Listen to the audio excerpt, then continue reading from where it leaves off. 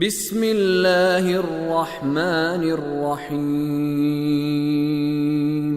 أيحسب الإنسان أن لن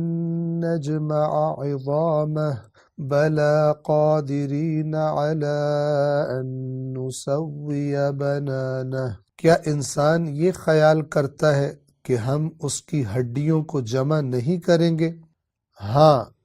ہم تو اس کی انگلیوں کی پور بنانے پر بھی قادر ہیں۔ آیت نمبر 3 کے الفاظ کے معانی کے بیان سے پہلے گزشتہ 2 آیات کے حوالے سے ایک نقطہ آپ کی خدمت میں عرض کرنا چاہیں گے۔ نفس لوامہ کی تفصیل ہم نے آپ کی خدمت میں عرض کی۔ یہ چھوٹی سی عدالت اللہ نے ہر انسان کے اندر لگائی ہوئی ہے اور یہ خدا کی نعمت ہے، اس کی آواز کو دبانا نہیں چاہیے۔ جو انسان اپنے نفس لوامہ یا اپنے اس ضمیر یا وجدان کی آواز کو دبانے کی عادت بنا لیتے ہیں تو آہستہ آہستہ یہ آواز کمزور ہوتی چلی جاتی ہے۔ گناہوں کی، نفس پرستی کی تکرار، اللہ تعالیٰ کی نافرمانیوں کی تکرار اس نفس لوامہ کی آواز کو کمزور کرتی جاتی ہے اور انسان کا نفس امارہ قرآن مجید میں اس کا تذکرہ آیا۔ امارہ امر سے ہے، آمر حکم کرنے والا، امر کرنے والا، امارہ بہت زیادہ حکم کرنے والا۔ اور یہاں نفس امارہ سے مراد برائیوں کا بہت زیادہ حکم کرنے والا۔ انسان کے اندر کی کیفیت اگر وہ نفس لوامہ کی آواز کو سننا چھوڑ دے تو پھر اس کا نفس امارہ بہت طاقتور ہو جاتا ہے اور اس کو جو برائی نظر آئے اس کا وہ نفس اسے کھینچ کر اس برائی کے اندر انوالو کر دیتا ہے، اس برائی کو اس سے کروا لیتا ہے۔ اور یہ کب ہوتا ہے کہ جب انسان، جیسا کہ میں نے عرض کیا، نفس لوامہ کی بات نہ سنے اور فیصلہ ہمیشہ اپنی خواہش کے حق میں دے، تو یہ خواہش بار بار پوری کرنا، اور ہماری مراد وہ خواہشات ہیں کہ جو حرام ہیں، جو اللہ کی نافرمانی ہے، بار بار ان کے حق میں فیصلہ کر دینا، یہ انسان کے نفس لوامہ کو کمزور سے کمزور تر کر دیتا ہے اور انسانی نفس، وہ جو نفس امارہ ہے، وہ طاقتور ہوتا جاتا ہے۔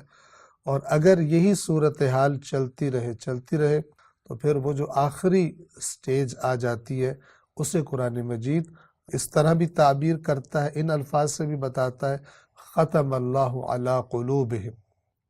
کہ اللہ نے ان کے دلوں پر مہر لگا دی، کیونکہ یہ اللہ نے قانون بنایا ہے کہ جو اس راستے پر، برائی کے راستے پر بڑھتا چلا جائے گا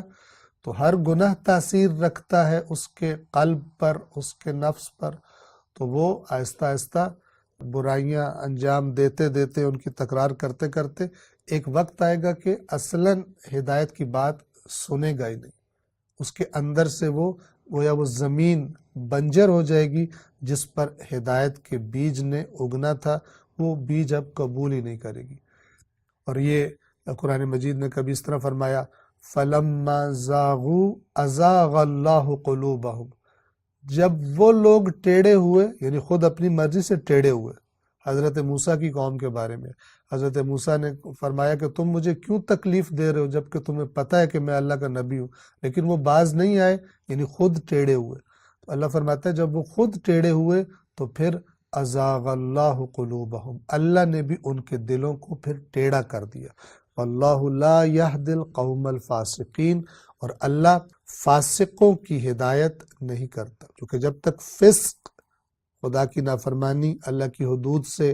کو پھلانگ جانا، یہ انسان کے اندر موجود ہے تو وہ خود ہی ہدایت کو قبول نہیں کرنا چاہتا۔ تو خدا کا قانون جو اس آیت میں اور قرآن کی دیگر آیات میں جس کی طرف وضاحت کے ساتھ اشارہ کیا گیا ہے کہ اللہ تبارک و تعالی اس کی ہدایت کرتا ہے جو خود ہدایت کا طلبگار ہو، لیکن جو نفس پرستی کی طرف مائل ہے اور خرابیوں پہ خرابی کیے جا رہا ہے تو پھر اللہ ہی کا قانون اس کو دوسری طرف لے جاتا ہے، اس کا دل سخت ہو جاتا ہے، کبھی فرمایا اس کے دل پہ مہر لگ جاتی ہے، کبھی فرمایا اللہ نے ان کے دل ٹیڑھے کر دیے۔ لیکن وضاحت فرمائی ہے قرآن نے کہ یہ کوئی اللہ نے ایسا نہیں کیا کہ وہ نیکی کی طرف آنا چاہتے ہوں اور اللہ نے انہیں گمراہ کر دیا ہو، بلکہ اللہ فرماتا ہے کہ وَمَا يُضِلُّ بِهِ إِلَّا الْفَاسِقِينَ، اور اللہ اس کے ذریعے گمراہ نہیں کرتا مگر ان کو کہ جو فاسق ہوتے ہیں۔ وَيُضِلُّ اللَّهُ الظَّالِمِينَ، اور اللہ ظالموں کو گمراہ کرتا ہے۔ ورنہ اگر کوئی انسان اللہ سے ہدایت کا طلبگار ہو، خدا اسے کیوں گمراہ کرے گا؟ اس لیے کہ اللہ نے اپنی ذات کے بارے میں خود قرآن مجید میں گواہی دی ہے، ان اللہ لا یظلم مثقال ذرۃ، اللہ ایک رائی کے برابر بھی ظلم نہیں کرتا۔ کوئی ہدایت کا طالب ہو، وہ اپنی خواہشات کو کنٹرول میں کرے اور کہے کہ میں اللہ کی نافرمانی نہیں کروں گا، میں خدا سے ہدایت چاہتا ہوں، اور نعوذ باللہ خدا اسے زبردستی گمراہ کر دے، اللہ تبارک و تعالی اپنے بندوں پر ہرگز ظلم نہیں کرتا، بلکہ برعکس ہے۔ وہ فرماتا ہے کہ اگر ایک نیکی لے کے آؤ گے تو 10 کے برابر عطا کروں گا، اجر دوں گا، اور اگر گناہ کرو گے تو فقط اتنی سزا دوں گا جتنا تمہارا گناہ ہے۔ بس یہ نقطہ ہم آپ کی خدمت میں عرض کرنا چاہتے تھے۔ یہ جو نفس لوامہ ہے، یہ خدا کی نعمت ہم میں سے ہر ایک کے اندر موجود ہے۔ ہاں، ہم خود اپنے گناہوں کی وجہ سے بار بار اپنے گناہوں کو تکرار کر کے پھر یہ آواز اپنے اندر ہم کمزور کر دیتے ہیں۔ یہ ہوتی ہے لیکن بہت ہی کمزور ہو جاتی ہے، حتیٰ کہ پھر گویا کہ ہمیں ٹینشن ہی نہیں ہوتی۔ پہلی دفعہ کوئی گناہ کیا، بہت اس کو برا لگا، پھر تکرار کر دی، خدا نخواستہ پھر وہ برائی کم ہوگی، کرتا گیا، یہاں تک کہ ایک سٹیج ایسی آتی ہے کہ نہ صرف یہ کہ اس کو برا محسوس نہیں ہوتا گناہ کر کے، بلکہ اگر نہ کرے تو پھر اس کو تکلیف ہونا شروع ہو جاتی ہے، گویا کہ وہ عادی ہو گیا اس گناہ کا، اور یہ نفس امارہ ہے جو اسے کھینچ کے بار بار اس برائی کی طرف لے کر جاتا ہے، اور وہ نفس لوامہ، وہ آواز ہی اس نے گویا کہ دبا دی ہے اور کمزور کر دی ہے۔ خداوند عالم گناہوں کی تکرار سے اور اس نفس لوامہ کی نعمت کو ضائع کرنے سے انشاءاللہ ہم سب کو محفوظ رکھے۔ آیت نمبر 3 اور 4 کے الفاظ کے معنی انشاءاللہ آئندہ درس میں بیان کریں گے۔ والسلام علیکم ورحمۃ اللہ وبرکاتہ۔